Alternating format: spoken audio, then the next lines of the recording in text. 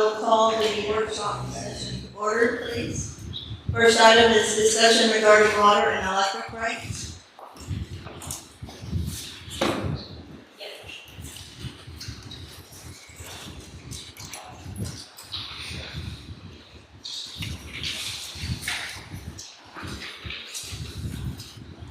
Good evening, Mayor and Council. I've got two items that staff seeks your direction on, and I'll just take them one right after the other. They're both mine. So the first thing we wanted to do is revisit water and electric utility rates. This is an item that was reported last meeting, and Council asked that it be placed on this agenda to review again. I do want to let you know that there's no corresponding action item, but we certainly seek your direction to move it forward to that next step. We think we need to be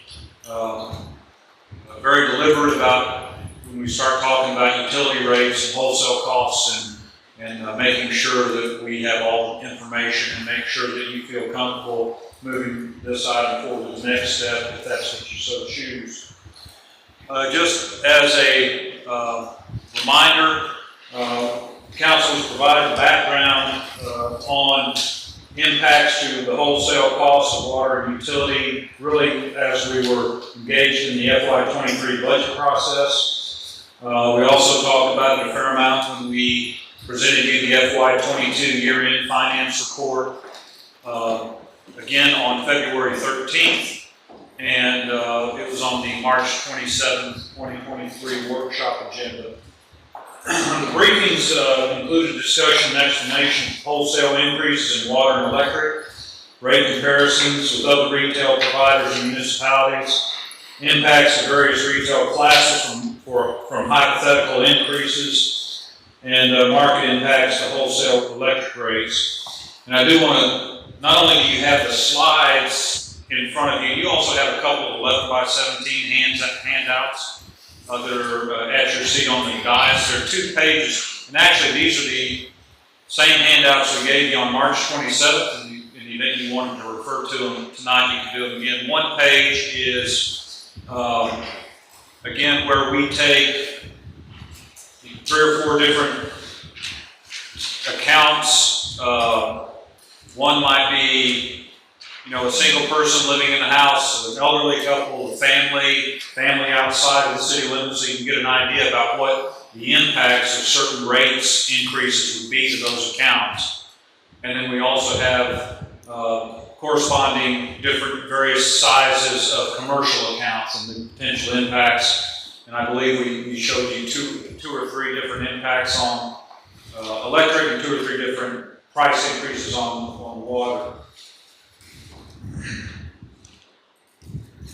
The other thing that we wanted to remind you of is that we also discussed the relationship of weather to consumption, right? Hot, dry summers tend to encourage water sales as well as electric sales. The one thing I will note, and that was by and large one of the reasons, of course, these wholesale impacts did not just happen overnight. These have been something that we talked to council about trending over 28 to 36 months. So the way that we were able to absorb some of that is because last summer was hot, relatively dry, and it drove sales up. Our margins weren't as great, but we had more kilowatts and gallons of water to make up that difference. So it did act as somewhat of a shock absorber in terms of our bottom line expectations, budget expectations. And I just read this today, but it appears that we have a very good chance of falling back into an El Nino cycle, which typically pushes hotter, drier weather to the north, Canada, the northern part of the United States, and wetter weather in the southern states, particularly the Gulf Coast areas. And so that means that shock absorber may or may not exist that we had last summer.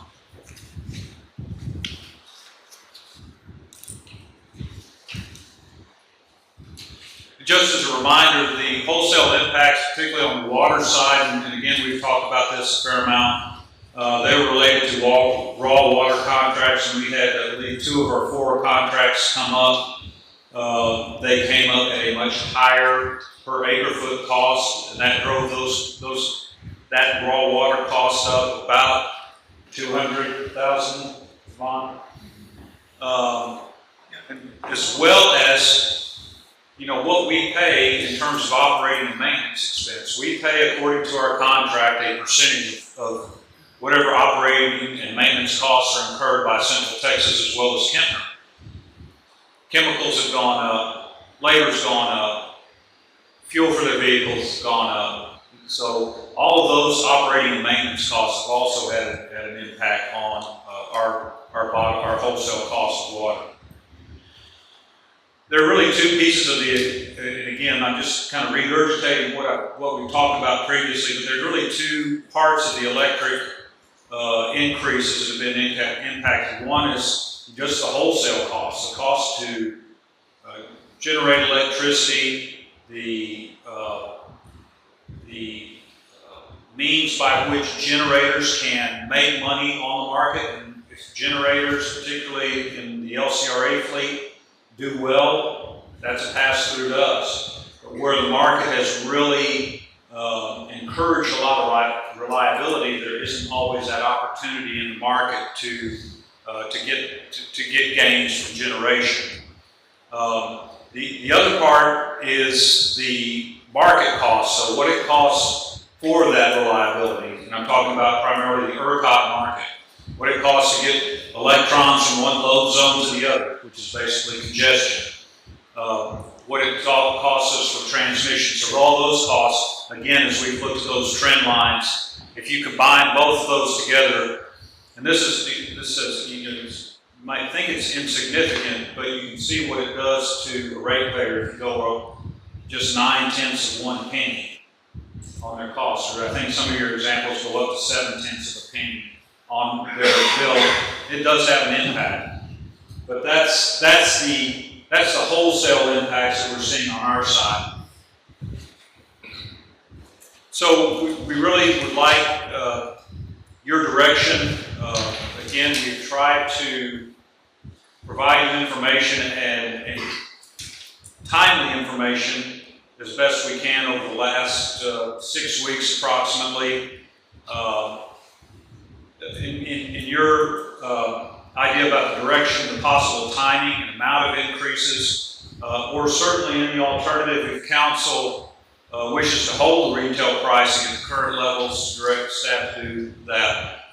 That will be a little tougher to do, seeing as some of the increases, I don't know that you have to get maybe the whole 9/10 of a penny or the whole 400,000 that we're spending more than we did in previous years on the water, but perhaps there's some way to at least recoup some of that, and we can try to find different means to hold prices above a certain amount. But I'm certainly here to answer your questions, and then also I appreciate your comments in terms of how we move forward. Does council have any questions for Finley regarding these rates? This one right here, this was the electrical. I believe that's, yes, I'm trying to think, that should have water on it as well. Let me double check. That's what I was kind of looking for. I'm sorry, we have a separate sheet for water that I neglected to get you guys. I apologize. But we'll make sure you get that. Okay. Yeah, I think that's great information to be able to look at, be able to justify this cost. Well, and I think you've got to be sensitive to what the bottom line cost is to our residents or our businesses. And this, I think Obama's done a great job of trying to get a wide range of customers and spell out what these particular classes would be impacted by. So the electric wholesale increase is 9/10 of a penny. Well, and that's both of them combined. So if we look at the trend between wholesale costs as well as market costs. That's a combination of them both. And what we're looking at on the numbers here would be a rate increase of either broken up into two tenths and then 5 tenths, or just do 7 tenths one time. Correct, and we gave you that just, so maybe it's too much information, but this is what 2 tenths would cost the residents in these businesses, 5 tenths, 7 tenths. I personally I don't know that you take that entire 9 tenths bite, but you certainly can look at that. So there with 7 tenths, that still doesn't even bring us up to What the current trends are, correct. Any other questions on the utility rate? I guess, Mayor and Council, is this something that you would like to have some sort of formal consideration on at the next meeting? Yes. Okay. I think so. And then, we hadn't raised rates in a long time. What was the last time we raised rates? I don't remember the year. I want to say 2018. Water was last year in 22. Electric was, you know it off the top of your head, Ron? I've got it. 18. 17, 18. Thank you. I don't have it with me, but it's been a few years. 4 or 5 years. I've got it right here. Hold on. If you bear with me just.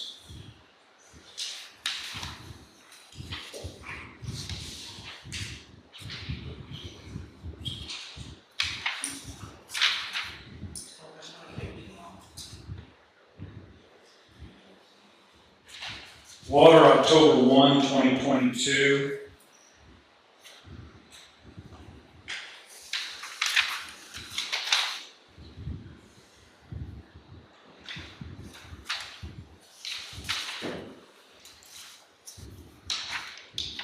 Electric was effective November 1, 2021, so about 2 years on the electric.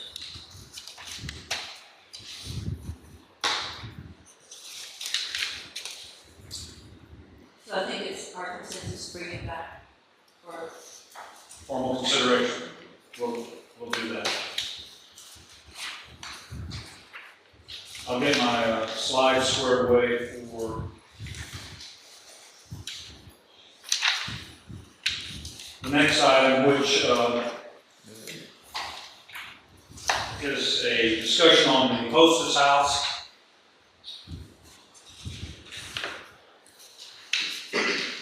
So I think at the urging of, I know Councilman Pierce talked to me a little bit about this, but it is time, particularly if we are still inclined to rescope and bid this in July.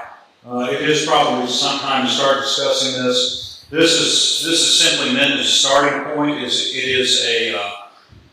throws out some possible starting points and some possible looks at scope. I think the other thing that I would like council direction on is, I kind of see council as a whole dealing with this scope. I mean, you could, if you wanted to, break out and assign 2 or 3 council folks to look it over, but I think as staff, I would just as soon have council as a whole look at it as we go through the process. It may be a little tedious from time to time, but I think we get everybody's opinion anytime we take a look at maybe a different scope. And again, this is a starting point. We certainly understand if council wants to twist this or go a slightly different direction. It's here to get the conversation started and get your input. The most recent discussion and consideration on the hostess house, just a few dates, and these are recent. I think if you can recall when we started talking about skate park, we had years and years of conversation on this. But most recently, February 27th, we rejected bids based on cost. March 13th, we did have discussion regarding a bid analysis, and really it was somewhat anecdotal, but it still, I think, was helpful. March 22nd, special call meeting at the hostess house regarding the hostess house and project scope. And it's the intention maybe within this agenda item is get your feedback for upgrades, revised scope, and I think, what process you'd like to see in terms of the hostess house. As a starting point, and again, this, I don't expect everybody to shake their head up and down yes for all of these items, but this is generally what we were thinking about as a possible starting point. Eliminating the majority of all the add alternates, including Hancock pool changing rooms, the modified egress and stairs if not required by code, the canopy on the west side of the kitchen, C&U block infill instead of the lattice on the pool side. And I think it's also a little bit on the west side, Chris, as well. Correct. Okay. We would, I think it's important maybe to do the structural improvements that would increase the live load for the first floor, but we would eliminate the removal of some of the posts on the first floor. I think, as you recall, we talked about trying to open the space up by the elimination of about half of those posts.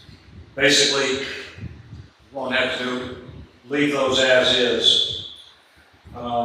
And then also eliminate structural improvements for the canopy. I think the one thing that as I was going through the plan set in the last few days, but generally I think it's important from a code standpoint that we take a look at keep all the MEP, all the mechanical, electric, plumbing. I think it obviously can be rescoped based on sizing, reduced floor plan, maybe even reduction in restrooms, but generally speaking, I think you heard from folks that gave public comments when we sat around. Yeah, I've been working on that electric for 10 years, and it's scary every time I look at it. So I think those items are pretty important. I think, and again, this is my recollection from comments, but generally maintaining the building footprint with the exception of the east side. It's I think much more cost effective to bump out an elevator shaft and try to design an elevator shaft into an existing space.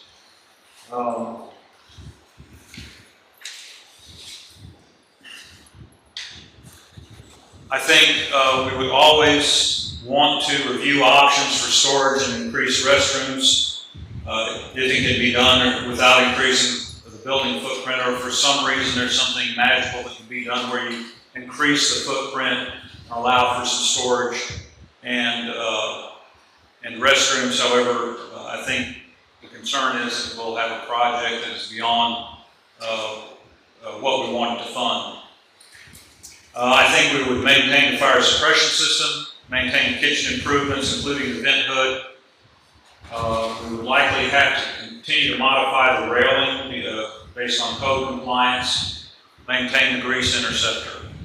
And I think one of the comments that Frank may have said, or I'm not sure who said it, but these are requirements that we ask businesses to comply with. And it's going to be very difficult, and I think it's very important that we also comply with those. I don't think there's any way around it. May I ask a quick question on the Sure. grease interceptor? Does it have a grease interceptor currently? No. So were we gonna try to modify to go to because it's supposed to be a catering kitchen, so would that be a necessary cost? I think if you're washing it, yes, I think it would be. Okay. Do you Are there is sizes? there somebody is always going to have a dirty, greasy dish to wash there. You can't. Yeah, I just didn't know if there were different sizes for different, because if you're not gonna have a fryer, you're I think, and again, Frank would need to answer that question, but I think that 250 gallons is a fairly moderate size. I mean, it's Okay. not an overkill by any means. Okay, thank you. You bet. So I think what we would ask council to consider, and again, we don't want to tell you what direction to take. What we'd like to do is, what do you think, or is there a different direction, in terms of initiating communication with the architect regarding the scope? I think additional scope options reviewed by council on an ongoing basis. We have gotten, I believe Kimberly did send us some information about possible outside funding. I'm not overly optimistic, but we'll certainly explore everything we can. And obviously, I think we want to do the tedious work of exploring any value-added engineering. That may be fixtures, it could be trim. And then we want to also seek council's opinion of, is that July 2023 still good? The other thing that I would also mention is we've given you periodic updates in terms of available funding through 40 as well as CO, and we'll also do that at an upcoming meeting as well. But we're certainly interested in council's direction, and we'll move forward based on whatever road you tell us to go down. Finally, we spoke with the architect firm, and they're going to reach out to all the same people who came forward with the bid. Yes, They have some others that are interested as well. that's great. And we've also talked about phases that we can do, all that we can do the first go around in phase 1, and then start looking at phase 2. Builders would be acceptable, but that would they not. I can't, you really need to, I will probably need to sit down and talk with the contractor. There may be some stuff that you could face, but this may be, it may be easier, more efficient, maybe even less expensive if you do certain things all at once. If you're going to open up a wall, take care of everything at one time, don't come back and try to phase certain things. Maybe some of the finishes could be phased. I think what our thoughts were at that last meeting was to get all the need to done, and then later pretty it up and we have the money. I think that's what I was getting a sense of from all the council. Yeah, we still, how close are we going to this? I know we haven't talked to the architect, but the original amount, are we way over that, even reducing? Or do we have an idea? This is what I think what was expressed to you at the March 22nd meeting is still probably within our means, but it certainly pushes it, even if it's scaled down quite a bit. And I don't know if the climate or market will change that thing, if the reduced scope will encourage or maybe let some contractors feel a little bit more comfortable about bidding this project. But I think, the ones we talked to, there seemed like they had some unknowns, or there was a lot to ask the subs to put in quotes on. So maybe if it's simplified, scaled down, maybe we get some savings from what we originally thought. Maybe the timing would be better, but that I don't know. Won't know, I think, until you bid. But I think this represents a pretty scaled down conceptual scope. And I remember the line item that Zach had talked about, it was a really big line item, and it had a lot to do with paint and finishings and stuff like that. And so they were gonna try to break it down for us, but I don't know if they ever did, or if that would, since it is such a reduced scope, that would really bring that number down, because that was a big number. If I remember right, it was over 300,000. Yeah, that was putting wall, tearing walls out, putting them all back. And so it was more than just finishes, but we'll certainly get you some of that information. Thanks. Any other comments? I guess, is this going to be a workshop? Is this going to, how do we want to handle this? Well, Scheduled or? are you, I think what staff's looking for is a direction to go ahead and initiate those conversations with the architect, and then we can, we'll bring it back at every meeting, or certainly anytime we have actionable or reportable items, we'll bring it back to council so that everyone's engaged. If that makes sense to everybody. It's a starting point. Yes. Any other comments or questions? Thank you, sir. Thank you. Next item, discussion regarding any item on the regular agenda. Does anyone wish to discuss the agenda? Do we need a short break? Okay, let's adjourn the workshop session. Make a motion to adjourn. Second. All those in favor? Aye. With no break, we will call to order the regular session. Ask Cummins if you can give us a prayer.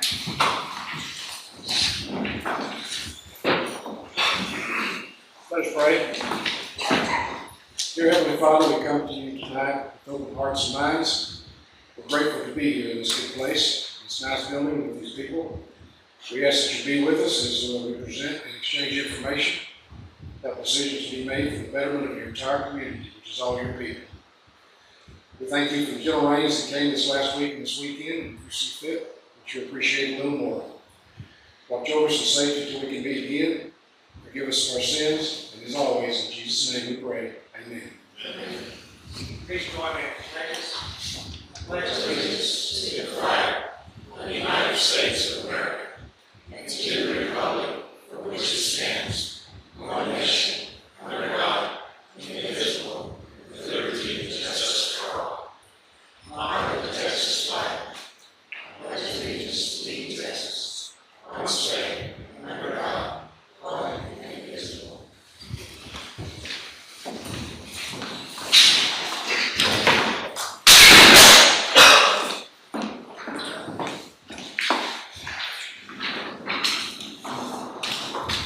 We have some presentations and proclamations, service recognition. What do we have?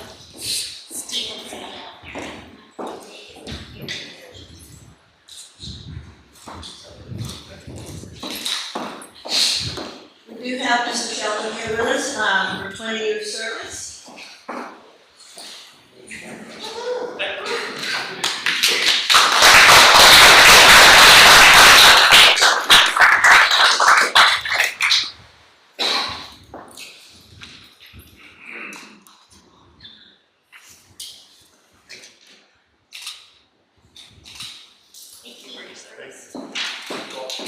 Make a change.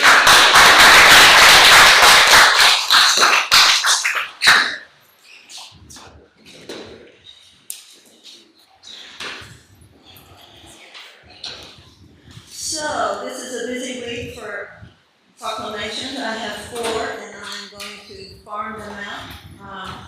I'm going to read the one for line of appreciation, and then we will ask other council members to read the others.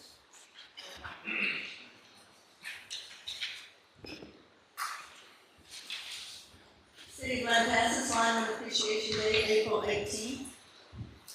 Whereas on January 3rd, 2017, the 115th Congress adopted House Resolution 10, recognizing linemen, the profession of linemen, the contributions these brave men and women make to protect public safety, and expressing support for the designation of April 18th, National Lineman Appreciation Day.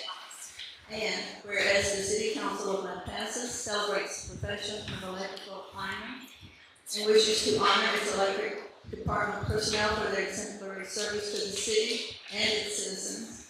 And whereas this profession demands passion, dedication, and ongoing training and requires our linemen to work the lines 24 hours a day, 365 days a year to keep the electricity flowing.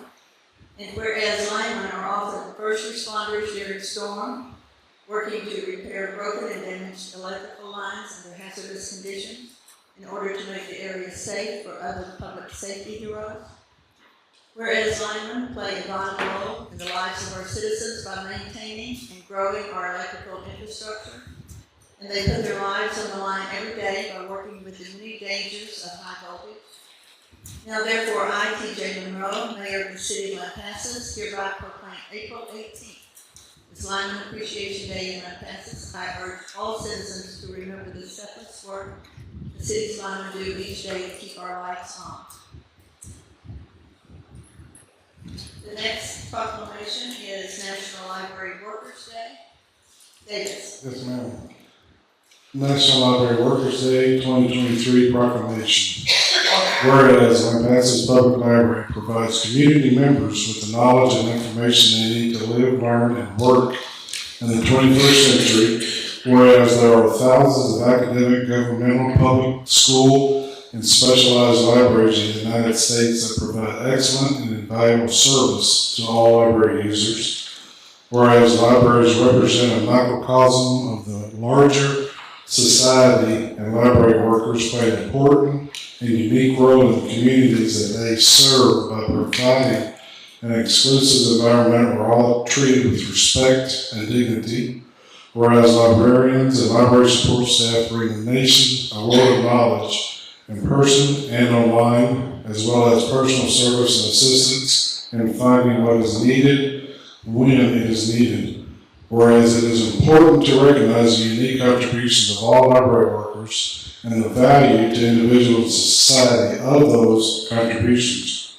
Whereas a steady stream of recruits to library work is necessary to maintain the vitality of library services in today's information society. Whereas libraries, library workers, and library supporters across America are celebrating the National Libraries Workers' Day, sponsored by the American Library Association, Allied Professional Association. Whereas be it resolved that T.J. Monroe, Mayor of Lampasas, proclaimed Tuesday, April 25th, 2023, as National Library Workers' Day. She encourages all in the community to take advantage of the variety of library resources available and to thank library workers for their exceptional contributions to American life. Thank you, David. Next one is National Library Week, April 23rd through the 29th. Or, National Library Week Proclamation 2023, whereas libraries provide the opportunity for everyone to pursue their passion and engage in lifelong learning, allowing them to live their best life. Whereas libraries have long served as trusted institutions for all members of the community. Whereas libraries strive to develop and maintain programs and collections that are representative of the population they serve and ensure access for all. Whereas libraries adapt to the ever-changing need of their communities, continually expanding their collection, service, and partnership. Whereas libraries play a critical role in the economic vitality of communities by providing internet and technology access, literacy skills, and support for job seekers and small business. Whereas libraries are accessible and inclusive places that promote a sense of local connection, advancing understanding and civic engagement, and shared community goals. Whereas libraries are the cornerstone of the democracy, promoting the free exchange of information and ideals for all. Whereas libraries, librarians, and library workers are joining library supporters and advocates across the nation to celebrate National Library Week. Now therefore it be resolved that Ms. Monroe proclaim April 23rd, 29th, 2023 National Library Week. During this week, she will encourage all residents to visit their library to explore the wealth and resources available.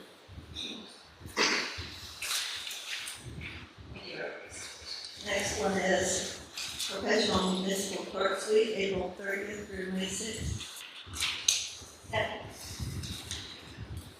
This proclamation's 54th Annual Professional Municipal Clerks Week, April 30th through May 6th, 2023. Whereas the office of the Professional Municipal Clerk, a time-honored and vital part of the local government, exists throughout the world, and whereas the office of the Professional Municipal Clerk is the oldest among public servants, and whereas the office of Professional Municipal Clerk provides a professional link between the citizens, the local governing bodies, and agencies of government at other levels, and whereas the professional municipal clerks have pledged to be ever mindful of their neutrality and impartiality rendering equal service to all.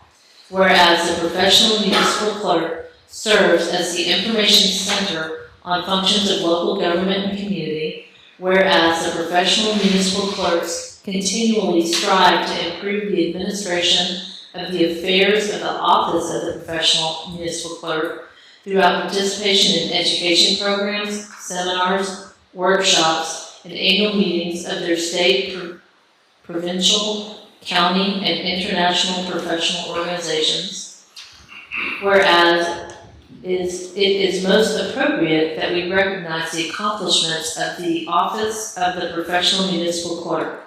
Now, therefore, T.J. Monroe, Mayor of Lampasas, does recognize the week of April 30th through May 6th as Professional Municipal Clerks Week, and we all further extend appreciation to our fabulous professional municipal clerk, Becky Sims, and to all professional municipal clerks for the vital services they perform and their exemplary dedication to the communities that they represent. Thank you. I Appreciate want a you. picture. I want a picture. Yeah. I want a picture. Picture of what? Of what? And my population.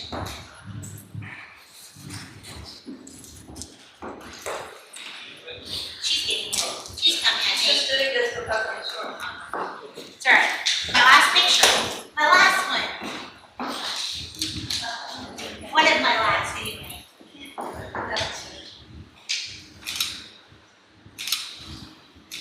Thank you. I am. It's terrible.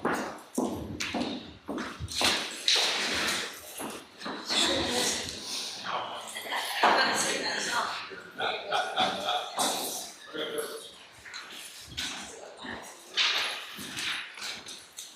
Thank you all for that help.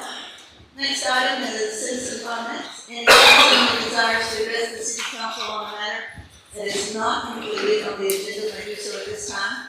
City council may not deliberate on items presented under this agenda item. We have no one. Next item is any citizen who desires to address the city council on a matter that is included may do so at this time.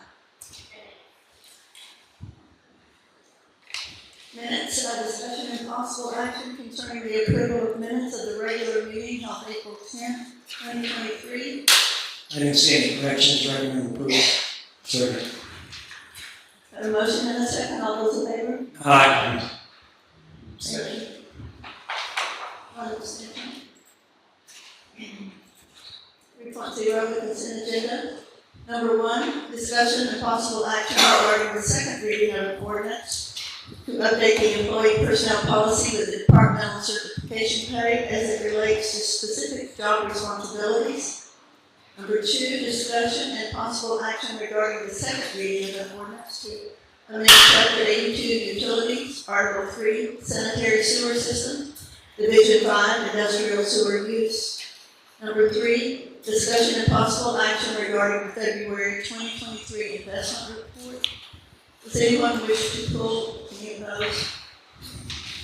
I'd entertain a motion. So moved. Second. Motion and a second, all those in favor? Aye. We now have department reports. Mr. Barry. Nice to see you. Thank you, good to see y'all. Mayor, council, can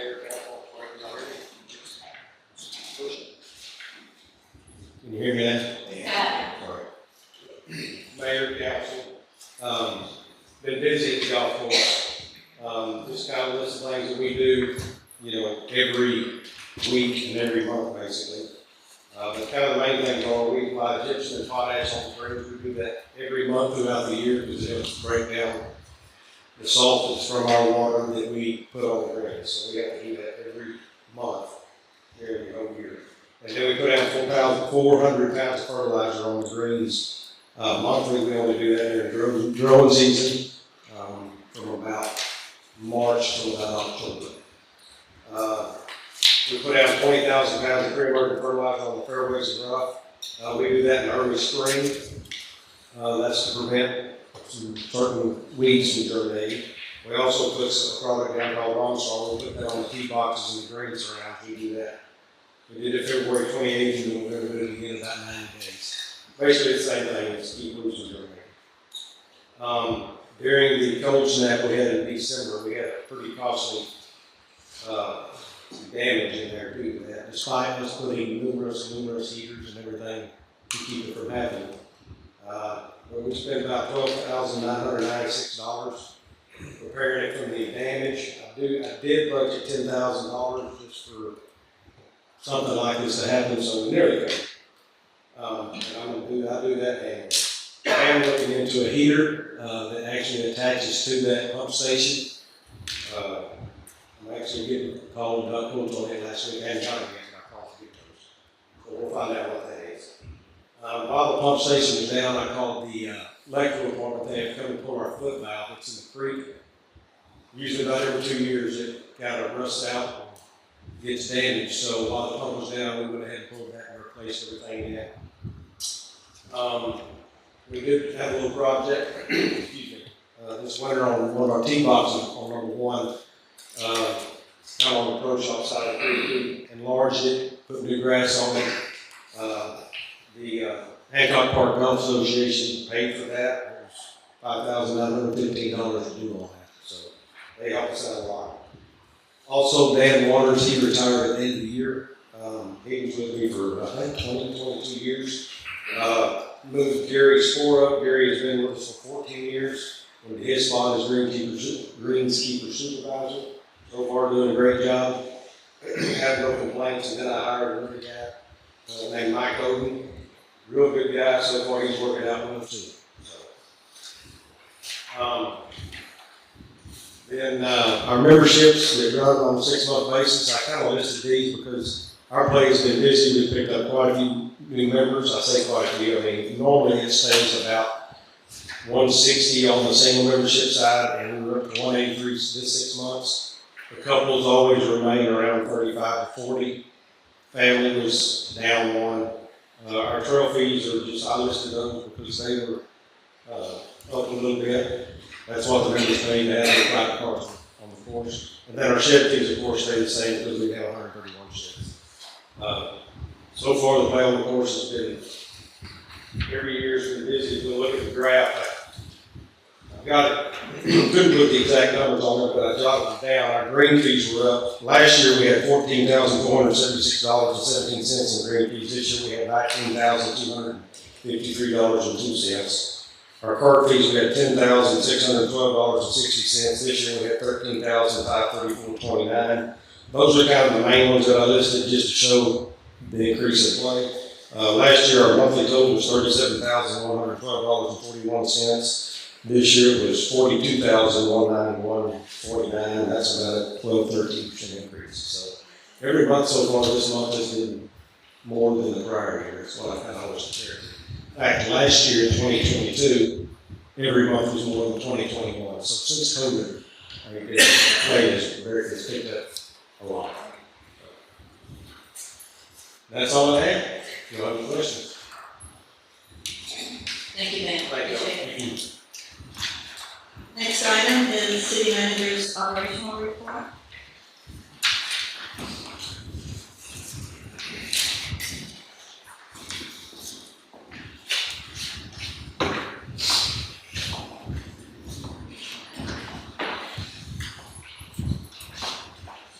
Mayor and Council, just a few brief comments.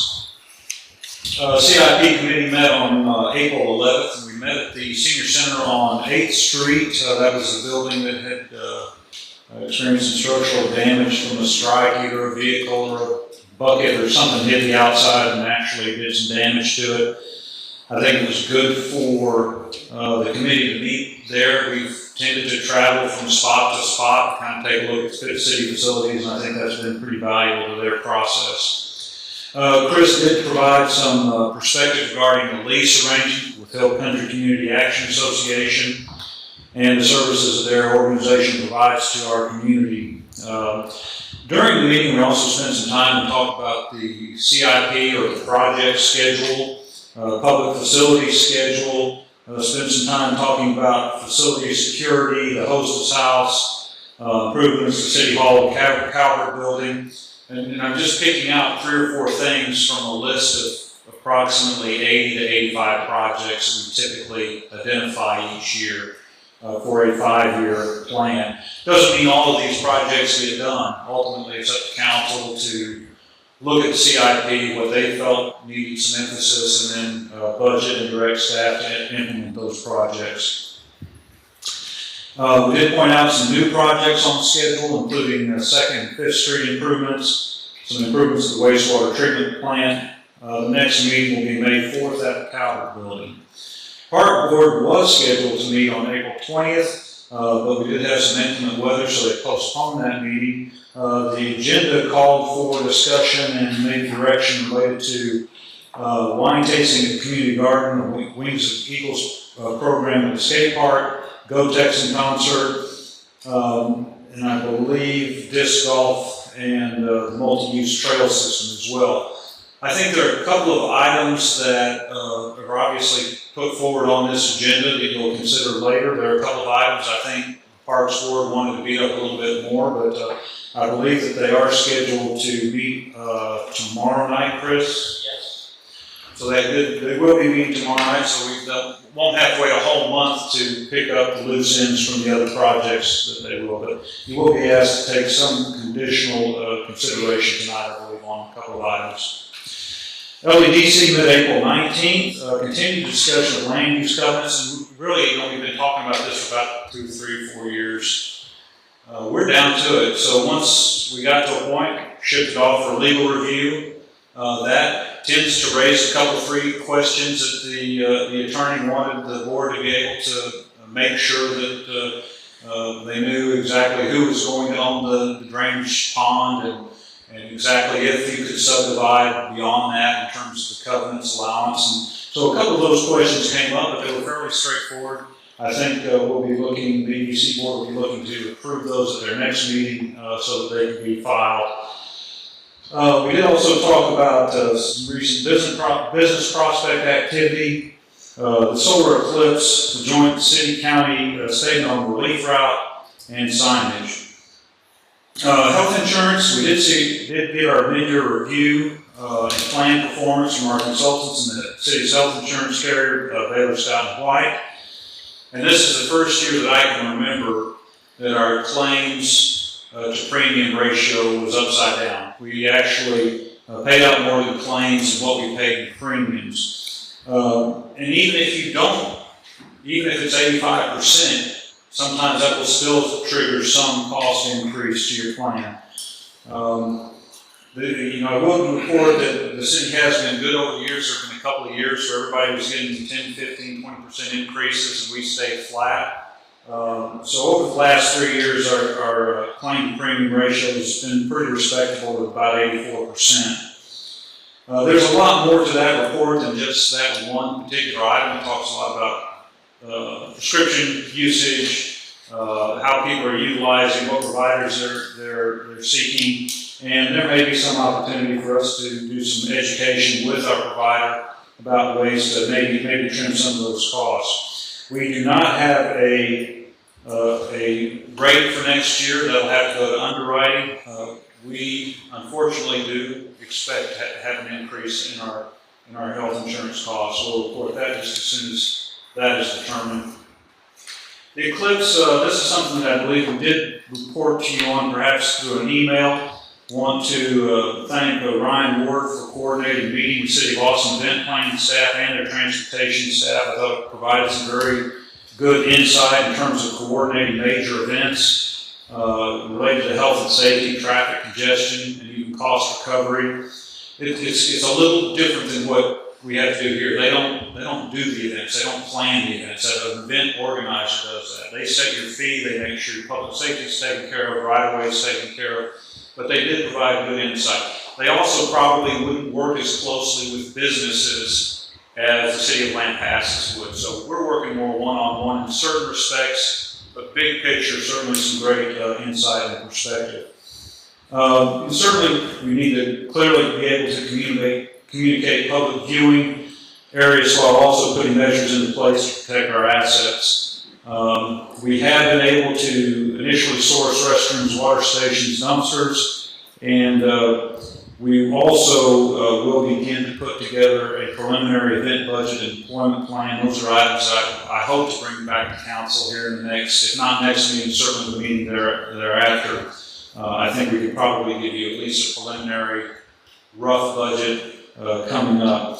And it's not cheap, but we also, I think, one comment really impressed us is that we also need to look at ways for cost recovery. Can we partner with, for example, the county and sharing some of the costs? Can we, if we're providing certain services, is it reasonable to say, person parking or wherever coming in, throw some money in the hat for that, not throw money, charge them, actually, is what I'm talking about. Certainly take a look at some of those opportunities. Budgets, staff will soon be starting the preparation for the FY24 budget. That doesn't mean we're getting ahead of council. Our staff portion of the budget starts with trying to take a look at our current budget and do a year-end projection, so we're beginning to do that here at the end of April. We will start the process with council beginning in May, and we'll have a similar staging as we've always done. We try to get you updated in terms of funds, fund balances, where funds are, where revenue, what impacts are maybe to certain revenues, what impacts are maybe to certain expenses. And I think another important part of council's direction in terms of the budget comes from the CIP report. Where do you really want to try to prioritize some of those capital costs? I think the good news in terms of going into the budget process is something that you heard from the audit. You have the latitude, because of your financial health, to do some things or prioritize some projects if you so choose. Pools, I don't know that Chris he's got a big smile on his face, and we're pleased to report that Sunday Hine it's not conditional anymore. She has accepted, and we've hired her on as pool manager for City of Lampasas. For both pools, previous aquatic experience, cities of Temple, Melbourne, and Killeen. We're also pleased to report that Vicky's received 29 applications for lifeguard, 2 for assistant manager, 10 for cashier, and 2 for maintenance. We have already started up the hand spring pool. We've got that running. It's circulating, it's filtering, and it's disinfecting water. So everything's looking pretty good, and we're certainly in a lot better place today than we were 30 days ago. Police Department, Chief Cummings reports that Sergeant Investigator Maru and Sergeant Investigator Bradley will be attending 3-day search warrant riding course. They will also be, in coming months, attending an active shooter instructor course, which should be able to allow us to do in-house and even sponsor regional trainings through those 2 certifications. Also, no PD news. Lieutenant Montgomery reports that patrol will now carry and administer, if necessary, Narcan. And although we have opioid issues are fairly rare, it does give us an additional tool that could possibly save a life. Job Fair Stacy has started the planning process with Workforce Solutions of Central Texas and the Lampasas County Chamber of Commerce for the annual job fair. In the past, we've had up to about 40 businesses and 200 job seekers. It's kind of tapered off through the COVID pandemic. It was scheduled to be normally at the middle school. However, we may have to relocate to the Calvert building sometime in June, the date to be determined. Just a few quick reports in terms of technology, some things that Monica and her staff, as well as Ryan, are working on. We have been looking at alternatives for surveillance of parks and other city assets. And I think one of the successes, or one of the things that drives that, is the success we had over the Christmas break, where we basically, we noticeably discouraged and prevented vandalism at W Brook Park for the Christmas on the Creek displays.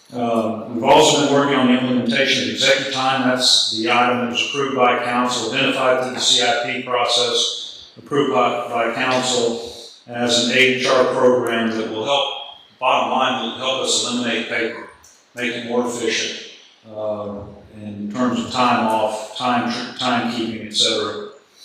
And then also, Monica reports that at the end of 2023 or first part of 2024, the city's primary operating and financial software will migrate from server to cloud-based with an upgraded version. And this is a big step. And when I say the city's operating and financial software, this is everything. This is our courts. This is our general ledger. This is our payroll. Utilities. So this is a big deal, and certainly we want to give credit to Monica and the work that she's been doing, as well as other staff involved, Christie's as well. Item 14 reminder, there will be a listening session April 26th. Actually, there are two. There's one at 9:30, one 1:30. They're the same content for both, but I believe council has expressed an interest to come down to City Hall on the 26th with the 9:30 session. Please let us know if you would like us to resend you the link. If you can't make it at 9:30, you can listen in on your own computer at 1:30. Historic asset funding, this is a little vague, but Boyce Cadmus and I have talked a little bit about some potential funding for historical assets, and the way, as he described, it may be projects related to location, interest, or period, and those that may need, that are on a kind of a critical watch list.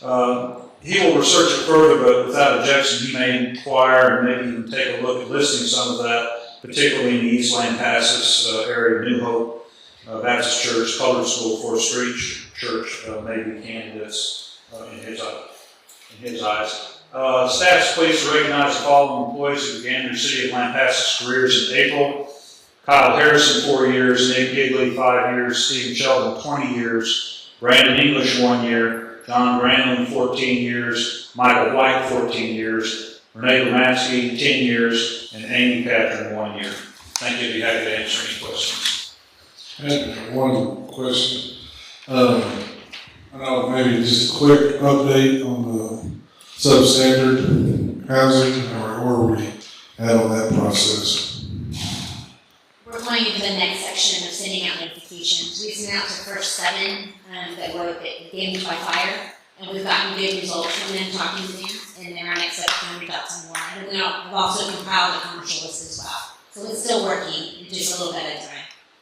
I've seen a couple of houses with dumpsters and things down there, so maybe, so that's a good process. Yes, sir. All right, thank you. We'd be happy to place that on the next workshop for an update if you'd like. Thank you, Finley. I just had a couple of comments. I was fortunate this morning to attend an event at Salado, Village of Salado, with Syntec Sustainable Communities Partnership. And we actually honored, I think I just saw a couple of them out there, we honored Marissa Eagles, Marissa and several of her crew attended and got a plaque and a certificate. It was a very nice program. There's lots of good going on in our country, lots of good with young children going on in our country. So it's always good to hear and see that being recognized. And thanks to Ms. Sims for facilitating that event. Next item is no unfinished business, new business. Discussion and possible action regarding the community garden wine tasting fundraising event on May 11th, 2023 from 5 to 8 p.m. Good evening, Mayor and Council. As Finley pointed out in his manager's report, our park board meeting last Thursday did not happen. We're going to have it tomorrow.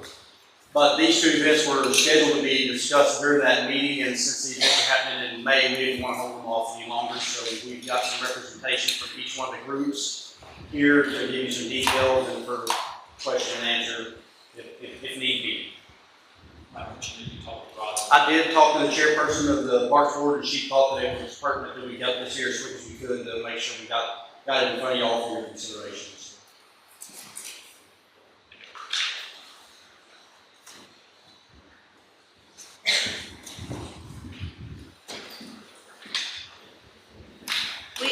very, very excited about having our fundraiser, happy hour at the Gardens. We were contacted by a new winery, Season 3 winery out towards Briggs. And she had heard about the garden, the community garden, and called me several weeks after we had attended her winery, saying, we'd really like to do a fundraiser for y'all. I was sort of flabbergasted and excited about the prospect. Well, a little bit later she said, you know, we're a small winery. Do you have any small wineries that'd like to join us? Well, I contacted Miller Bluff and Texas Legato, and they were both keen to join this little effort. And so we put together a fundraiser, and we intend to sell tickets for the fundraiser. That's where we will get the money for the gardens. In exchange, they will be able to sell their product. They'll do wine tastings and then sell their product. Also, we have obtained a permit from the city. We have contacted Pratis Insurance, which is providing event insurance for us. Y'all are additional insureds on that policy. We have also contacted Chuck Montgomery with the police department for security. And HEB is providing a lot of the appetizers, and I have a caterer that's going to be making some barbecue. And we're looking for having a really good time, and hopefully we'll have a lot of business involved with supporting our efforts, and also individuals coming. We're planning on 25 to 50 people. That may be a little low from what I'm understanding, but that's it.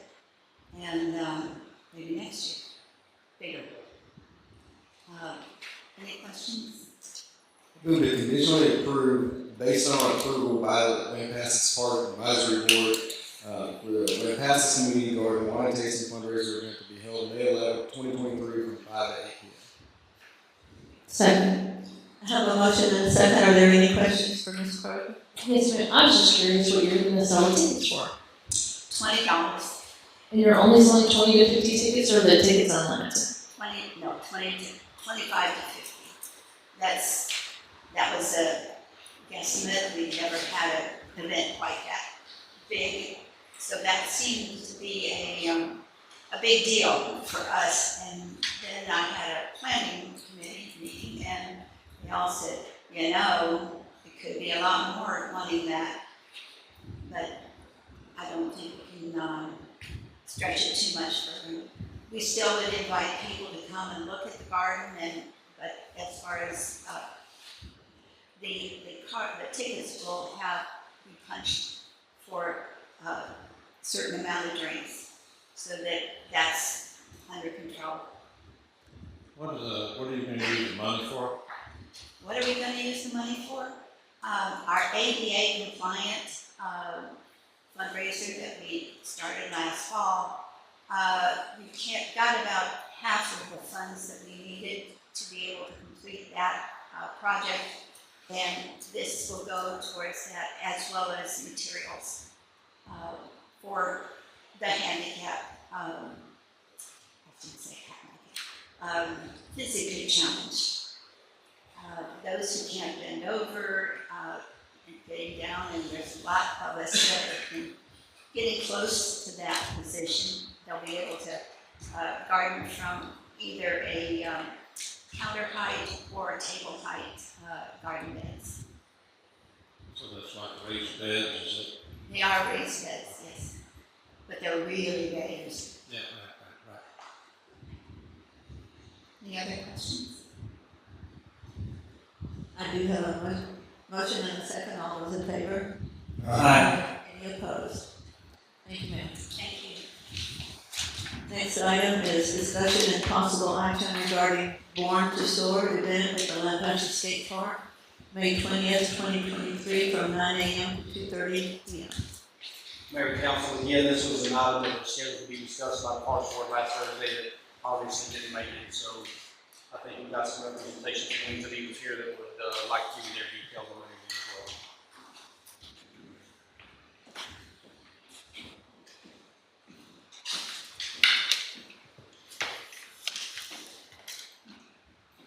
Hi, good afternoon, Council.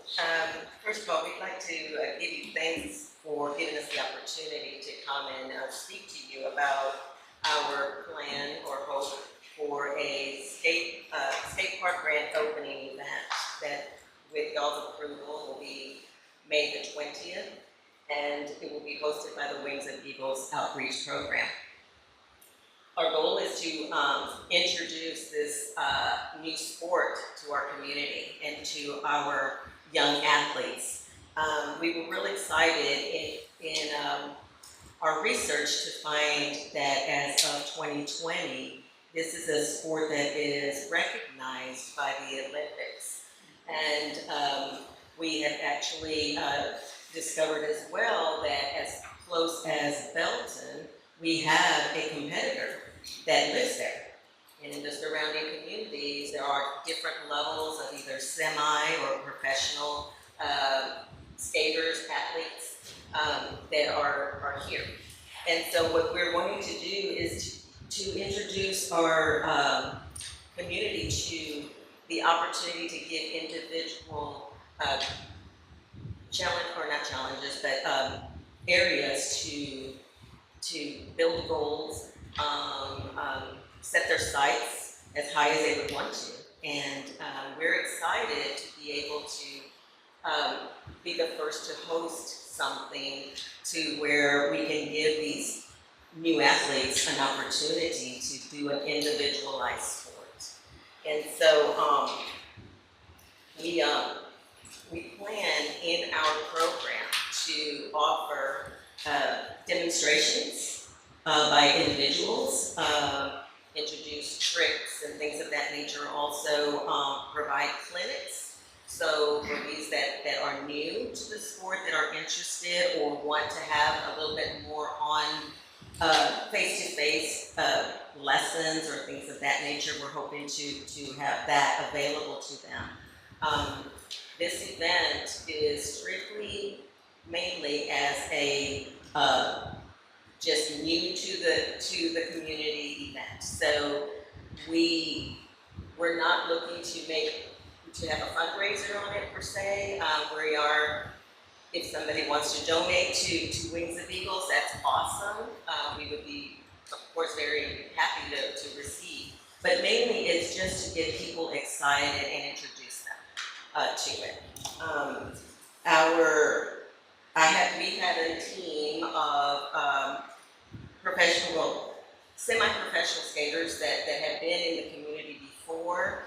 So they're helping us build a program that will have little competitions divided out by age groups and that sort of thing. And so we'll have our little recognition ceremonies and things of that nature.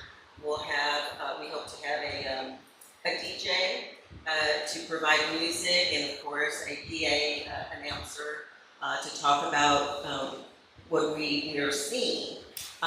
Also, as far as our vendors are concerned, we're hoping to have about 250 in attendance, being that this is our first event. We don't know what to expect, so that was our best guess. But we're working with food trucks to bring food and drinks to the event, and the vendors that are going to have booths there, we're hoping are either going to be sell the actual equipment. Sorry. Yeah. The skateboards, and it is a BMXing and skateboard event. So hopefully we'll bridge those two, and we'll have some how to trick out your skateboard to bring it up to the next level. I mean, all those kinds of question and answer, do-it-yourselfer, get involved vendor. And so the food vendors they'll keep their proceeds. So hopefully that will encourage a variety of food to be brought in. Same thing with the booths that we have, the vendors that are selling their wares. It's just more of advertising. Freebies, we're hoping to have some raffles or giveaways. We've had Kathy Crawford working really hard on getting donations to provide skateboards to those that can't afford it. So we're really excited about showing the potential that these two particular sports have to offer for growth. Do you have any questions? We'll get a motion first, and then we can ask some questions. I'll make a motion to conditionally approve the Wings of Eagles Outreach Born to Soar event at the Lampasas Skate Park on May 20th, 2023, to be held from 9:30 a.m. to approximately 2:30 p.m. Second. I have a motion and a second. Do we have any questions? Is Mike Light going to be showing us any tricks up there? He hasn't shown me, but I keep waiting for him to bring his board out there and show us. we're gonna have him do that. Thank you so much. I have a motion and a second. All those in favor? Aye. Any opposed? Thank you, ladies. If I could get a motion to adjourn into executive session? Second. All those in favor? Aye. We will be meeting in executive session for 3 items. Related to the authority of public power utility governing bodies to deliberate regarding competitive matters. Receive and evaluate confidential information received from a business prospect to discuss same and/or to deliberate regarding commercial and financial information that the city has received from a business prospect. 2, to deliberate and offer financial or other incentives to any business prospect described above. Item 3, personnel matters, to deliberate the appointment, employment, evaluation, reassignment duties of the city manager and other personnel matters as allowed by Texas government code. We will now go into executive. Mayor and Council, I'd ask that Von Marino, Finance Director, and Ryan Ward, Assistant City Manager, without objection, come into 8.1 and 8.2. Sure.